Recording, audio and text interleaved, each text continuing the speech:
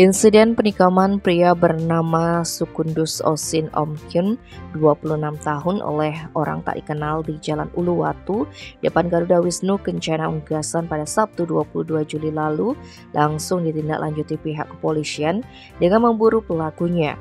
Pasalnya pelaku yang berbekal senjata tajam sangat membahayakan orang lain.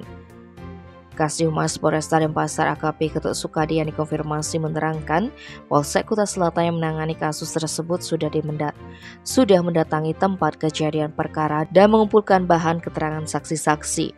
Petugas juga memeriksa keadaan korban yang dirawat di Rumah Sakit Bali Jimbaran.